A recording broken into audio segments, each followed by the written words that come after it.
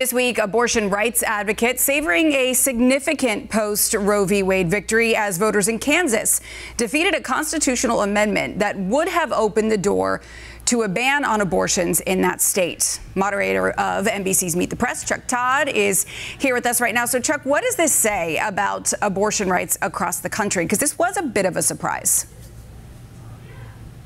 It is. I think it shows you that it is more of a galvanizing issue for voters to get to the polls than maybe some thought it would be. I mean, look, we had seen some evidence that since the Dobbs decision that there was certainly an uptick in interest in the election, particularly with voters on the Democratic side of the aisle. We saw fundraising numbers increase for Democrats, decrease for Republicans. We've seen the generic congressional ballot that was Republicans were ahead before Dobbs. Democrats have been ahead since the Dobbs decision. But I think everybody was wondering, okay, it's one thing to see it in the polls or in fundraising. That could be just activists.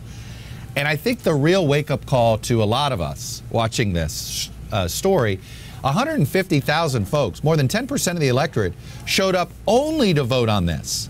They could have voted in one of the two-party primaries for various offices, and they're like, no. I am not going to. If you do that, you had to actually re-register as a Dem or an R, and these independent voters did not want to do that, but they wanted to get out for this. And it's those casual, basically I call them presidential election voters. They usually don't vote in midterms. The fact they showed up in an August primary in Kansas, number one. Number two, that means they will show up in November. And that just throws a lot more uncertainty into the midterm elections. I think we are getting closer and closer to being at a coin flip of, quote, which party wins the midterms. Republicans are still favored, but this is much more competitive than I think any of us thought it would be 6 weeks ago.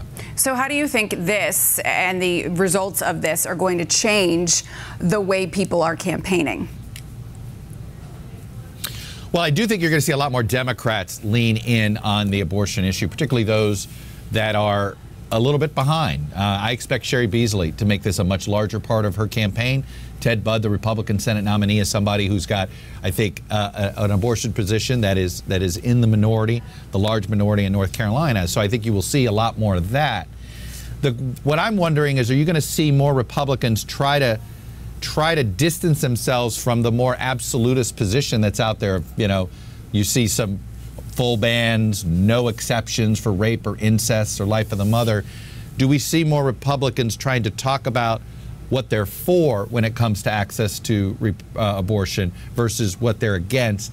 I think in some places we will, but I don't know if a candidate like Ted Budd, who I think is for him, it's something that is more foundational in his beliefs. I don't know if he's going to be comfortable or if his supporters will like him wanting to, quote, pivot to a more center-right position on this. So I think that's the dance that I'm going to be watching for with Republican nominees around the country. But I think they're all going to try to soften their abortion stance in some way. Certainly going to be a delicate dance at that. Thanks so much, Chuck Todd. Always a pleasure. And you can watch Chuck on Meet the Press right here on WCNC Charlotte, Sunday morning at 10.